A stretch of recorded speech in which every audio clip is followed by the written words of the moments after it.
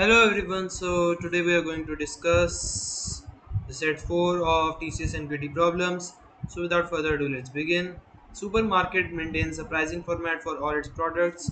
Value n is printed on a product when the scanner reads the value. The product of all digits in the value of n is the price of item, blah blah blah. So what you have to do is you have to just print the product of all numbers in a value n.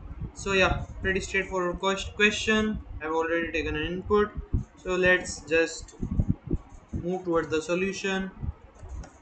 You maintain a while loop, also maintain a product, initialize it to 1. What you'll be doing is you'll be multiplying n mod 10 here and just dividing n by 10, and at the end you'll be printing p. So yeah, not much explanation is needed.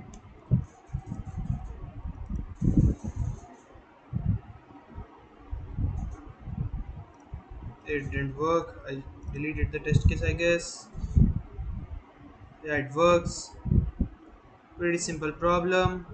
Or let's just consider if the number was very big. The number can be very big, so let's just take the number input as a string.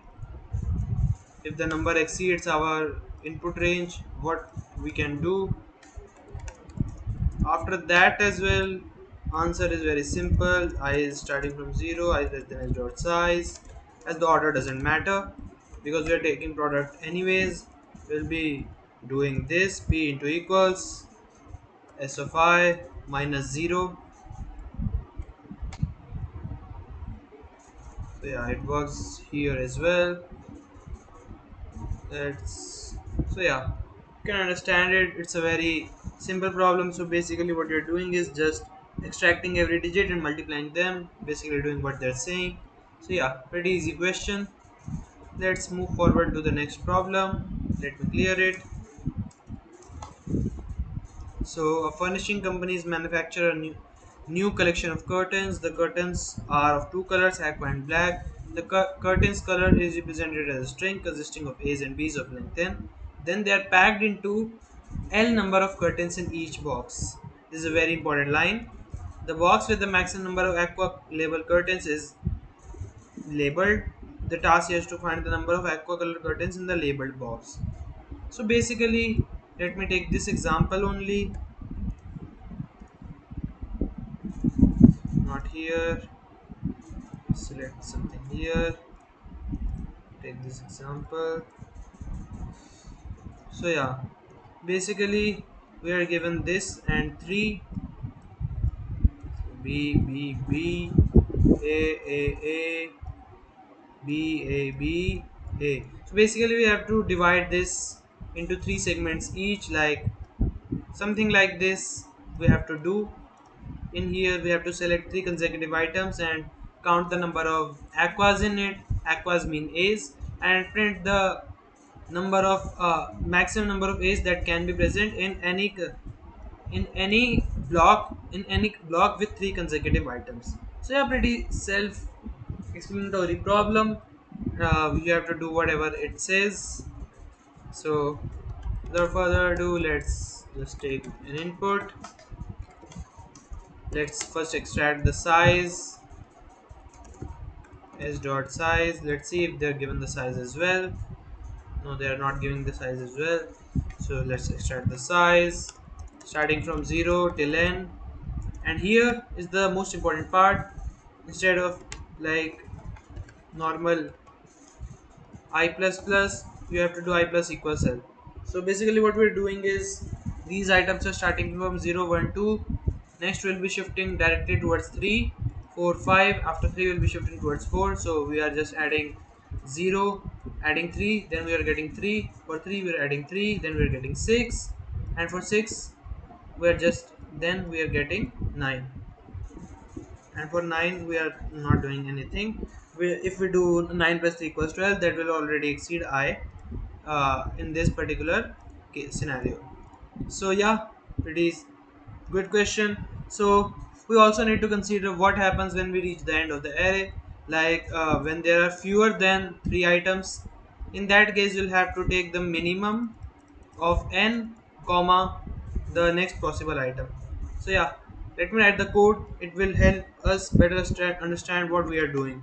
So we'll be adding another loop that will be starting from I, and it will be less than minimum of I plus L comma n and j plus plus.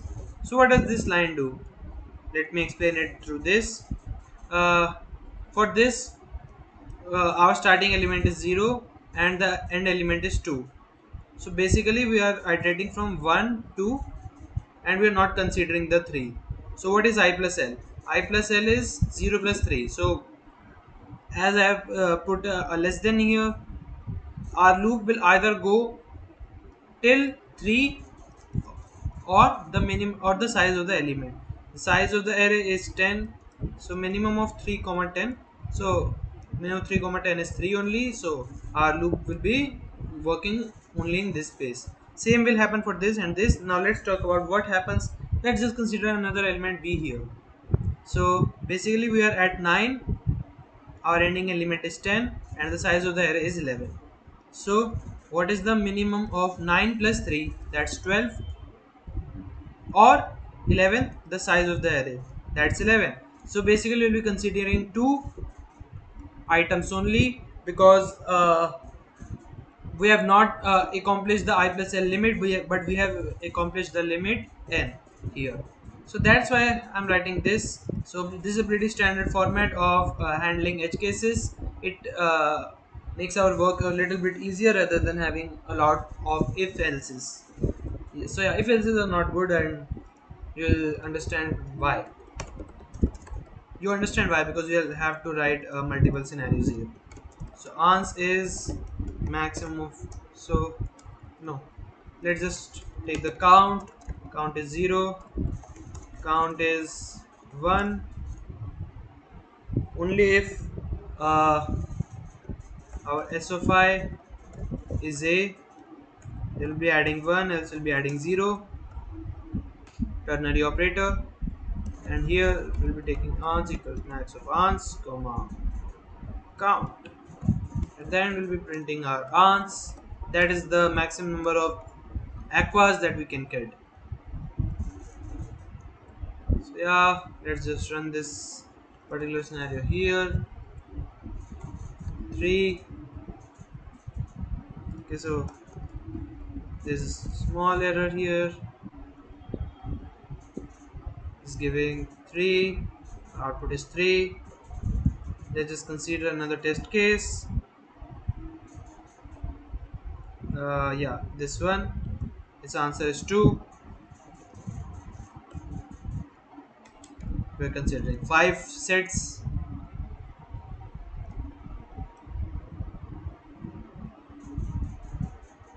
Okay, so s of j equals a here. I just messed up by adding this. So answer is 2. Let's check it for the previous test case as well. That's this with 3. So yeah, good problem, but yeah, a pretty easy one as well. So all the best.